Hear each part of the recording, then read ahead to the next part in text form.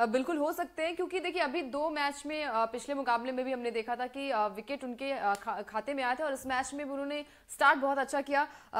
32 run दिए और 3 wicket चटकाए। मैं कहूंगी अर्शदीप थोड़ा महंगे साबित हो रहे हैं। 46 रन दिए उन्होंने और 1 विकेट चटकाया। तो स्टार्टिंग जब उनको मिलता है, बॉल मिलती है, तो थोड़ा सा वो ज्यादा पिटाई उनकी होती है और डेथ ओवर्स में भी पिटाई होती है। धार नजर नहीं आती, बिल्कुल, लेफ्ट आर्म पेसर का वो खूंखार सा और वो कॉन्फिडेंस भी नजर नहीं आता। कॉन्फिडेंस भी नजर नहीं आ रहा। बिल्कुल ठीक बात है। अर्शदीप सिंह, क्योंकि हम बात कर रहे थे T20 क्रिकेट लगातार तो खेलते हैं, इंडिया के लिए बहुत सारे मैचेस खेल चुके हैं, लेकिन अर्शदीप सिंह वैसे साबित नहीं हो रहे जैसे उनसे उम्मीद की जाती है अंकिता। बिल्कुल, और अर्शदीप की अगर मैं बात करूं तो इन्होंने 46 रन दिए और 1 विकेट इन्होंने अपने नाम किए। वहीं प्रसिद्ध कृष्णा जो कि वर्ल्ड कप का स्क्वाड लास्ट में एडम जैम्पा का विकेट, एडम जैम्पा का वो भी एक ऐसे मतलब बॉलर का विकेट उन्हें मिला है, तो शायद अर्शदीप सिंह को विचार विमर्श करने की जरूरत जरूर होगी। हमारे साथ लोग काफी सारे जुड़े हुए हैं, मैं चाहता हूं आप लोग भी कमेंट जरूर कीजिए।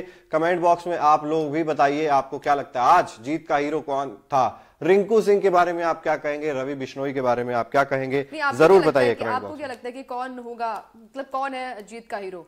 मेरे हिसाब से तो यशस्वी जायसवाल।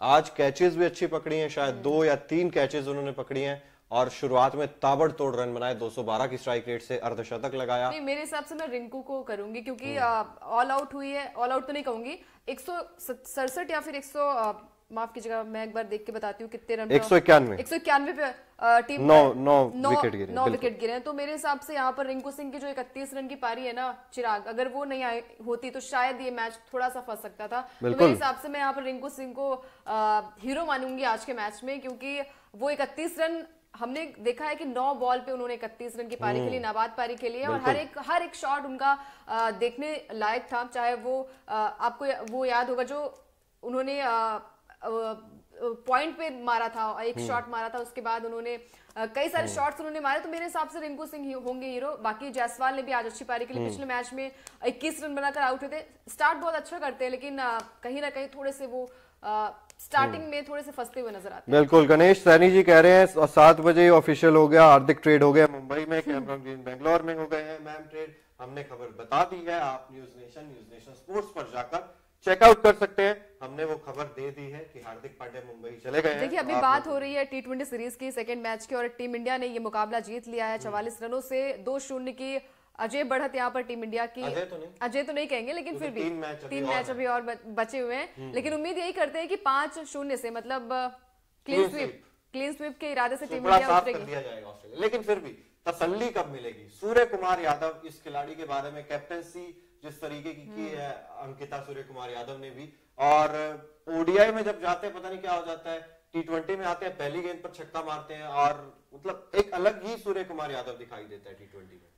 बिल्कुल, मैं भी यही कहूंगी कि एक अच्छे बल्लेबाज हुए हैं, लेकिन अगर आप ओडीआई में अच्छी बल्लेबाजी करते हैं या फिर टेस्ट मैच में अच्छी बल्लेबाजी करते हैं तो शायद आप, क्योंकि T20 एक ऐसा फॉर्मेट है चिराग जहां पर आपको बहुत थोड़ी सी बॉलें मिलती हैं, वहां पर हम कहीं ना कहीं थोड़े से कम जज करते हैं किसी भी बल्लेबाज को। अगर मैं सूर्य कुमार यादव की बात करूं तो ओडीआई में क्या ही हो जाता है उनको, या फिर पिच ऐसी होती है, या फिर वो माइंड मेकअप नहीं करके आते हैं। T20 में एक अलग माइंड मेकअप होता है किसी बल्लेबाज का। तो उम्मीद यही है कि सूर्य कुमार यादव को लगातार मौके मिल रहे हैं तो ओडीआई में भी एक अच्छा प्रदर्शन करें, क्योंकि हमने देखा है कि T20 में हर एक मैच में उन्होंने अच्छा प्रदर्शन किया है। आज के मैच में थोड़ी सी मैं कहूंगी कि बल्लेबाजी उनकी ठीक नहीं थी, लेकिन बाकी और बल्लेबाजों की तारीफ करनी बनेगी, चाहे वो जायसवाल हो, गायकवाड़ हो, या फिर ईशान किशन हो। ईशान किशन की मैं बात करूंगी यहाँ पर कि वो पहले ऐसे भारतीय बल्लेबाज है जिन्होंने विकेट कीपर के तौर पर 3 अर्धशतक उनके बल्ले से निकले हैं। MS धोनी को भी पीछे छोड़ दिया उन्होंने, ऋषभ पंत को भी पीछे छोड़ दिया। MS धोनी के 2 अर्धशतक हैं और पंत के भी 2 अर्धशतक हैं, और KL राहुल के 3 अर्धशतक हैं। तो मैं ये स्टैट्स बता रही थी दर्शकों को। इसके अलावा रिंकू सिंह एक ऐसा नाम है जो कि मुझे लगता है कि एक परमानेंट प्लेयर के तौर पर टीम इंडिया के हर एक फॉर्मेट में, T20 में तो अब वो बाहर नहीं होते हुए दिखाई देंगे। रिंकू सिंह, मैच के बाद उनसे पूछा भी गया आप क्या कहना चाहेंगे अपनी उस पारी से, तो उन्होंने कहा कि मैं 5 और 6 नंबर पर अब काफी समय से खेल रहा हूं, मैं कोशिश करता हूं कि काम और फोकस्ड रहूं, गेंद को उसकी मेरिट पर खेलूं, बस गेंद को देखूं और उस हिसाब से उसे खेलूं। सूर्य कुमार यादव पर उन्होंने कहा कि वो बहुत ही बढ़िया कप्तान साबित हो रहे हैं, यंगस्टर्स उनकी कप्तानी में खेलना एंजॉय कर रहे हैं। उन्होंने कहा कि मेरा जो बैटिंग ऑर्डर है, मैं 5 नंबर पर या लास्ट के 5 ओवर्स मैं अपने माइंडसेट में सोच के आता हूं कि मुझे 5 ओवर्स खेलने हैं, उसी हिसाब से मैं अपनी फिनिशिंग स्किल्स पर काम कर रहा हूं और मैं अपने नेक्स्ट सेशन में भी सेम माइंडसेट के साथ बल्लेबाजी कर रहा हूं। मतलब अंकिता की रोल क्लियर है और जो रोल दिया गया है रिंकू सिंह पर, उस पर बखूबी, और मेन चीज जो उन्होंने कही काम और कंपोज, वो चीज दिखाई देती है कि एकदम शांत स्वभाव, शांत मन से बढ़िया पूरे प्रॉपर टाइमिंग के साथ शॉट खेलते हैं। बिल्कुल, और उन्होंने एक इंटरव्यू में अभी बताया भी था कि एमएस धोनी से उन्होंने यही चीजें सीखी है कि भाई जब सामने आपके बॉलर हो तो आप उसकी आंखों में देखिए और शांति से आप उसको मतलब उस गेंद को खेलिए। तो कहीं ना कहीं रिंकू सिंह में वो, क्योंकि युवा प्लेयर है चिराग, और कहीं ना कहीं वो डर होता है, सामने ऑस्ट्रेलियाई टीम होती है और जो कि वर्ल्ड कप खेल कर आ रही है, तो थोड़ा सा प्रेशर भी होता है। लेकिन जिस तरीके से वो टैकल करते हैं, लगता नहीं है कि कोई अभी का बल्लेबाज है, ऐसा लगता है कि गणेश सैनी जी कह रहे हैं कि टी20 वर्ल्ड कप जब जीतेंगे और वहां ऑस्ट्रेलिया को हराएंगे तब हार का बदला पूरा होगा। बिल्कुल, कोशिश तो हमारी यही रहेगी कि जो टीम जिस तरीके से प्रदर्शन कर रही है, यही प्रदर्शन वहां पर भी देखने को मिले। लेकिन वहां पर कंगारू की टीम चिराग कुछ ऐसी हो जाती है कि उन्हें आउट करना मुश्किल नामुमकिन सा लगता है। लेकिन आज के मैच में मैं ये कहूंगी कि 235 रन भले ही टीम इंडिया ने बनाए, लेकिन आगे के मैच में भी ध्यान देना होगा, वर्ल्ड कप को मद्देनजर ध्यान देना होगा कि भाई टी20 फॉर्मेट में ये मैच होगा, वहां पर किस तरीके से टीम इंडिया के बल्लेबाज, मैं कहूंगी कि चिराग की यहाँ पर बल्लेबाजी अच्छी हो रही है, लेकिन कहीं ना कहीं गेंदबाजी थोड़ी सी वीक नजर आई।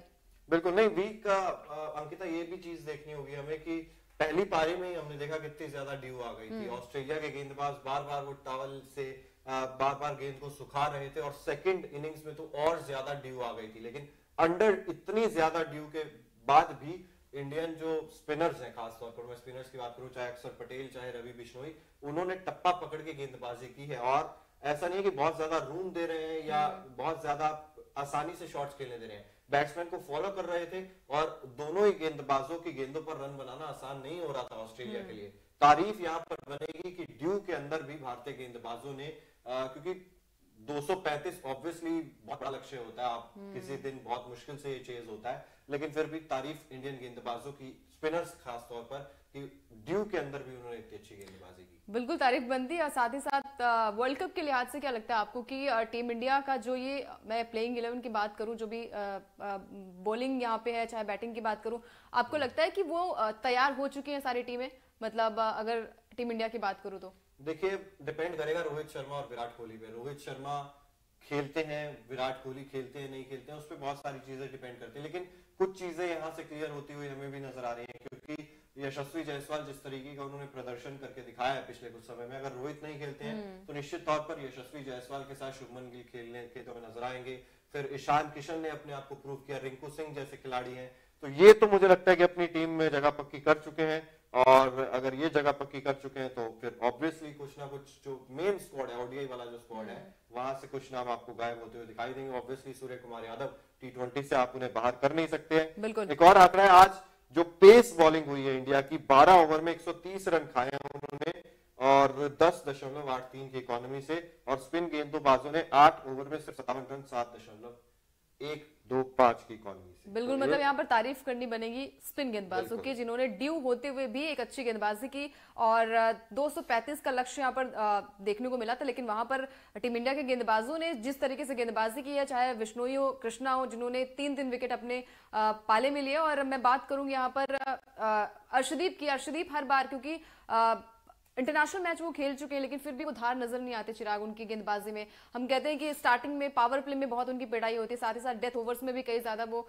मात खा जाते हैं गेंदबाजी में। तो क्या वो चीजें हैं? क्योंकि अर्शदीप स्टार्टिंग में जब आए थे तो एक अलग अर्शदीप थे, लेकिन धीरे धीरे शायद वो कॉन्फिडेंस कम नजर आता है। मुझे तो लग रहा है कि वेरिएशंस, जब टी20 में जब वेरिएशंस की जरूरत होती है ना, तो शायद अर्शदीप सिंह वहां भी लैग कर जाते हैं। एक वो जो हम कहते हैं ना कि एक ताकत होती है लेफ्ट आर्म पेसर की, एंगल के साथ गेंद स्विंग कराएंगे, दोनों तरफ स्विंग कराएंगे और परेशान करेंगे बल्लेबाजों को। लेकिन आजकल टी20 क्रिकेट में वो वेरिएशंस का दौर जब से आया, जब से स्लोअर वंस कटर्स इस्तेमाल होते हैं, तब से मेरे हिसाब से थोड़ी सी प्रॉब्लम होती है।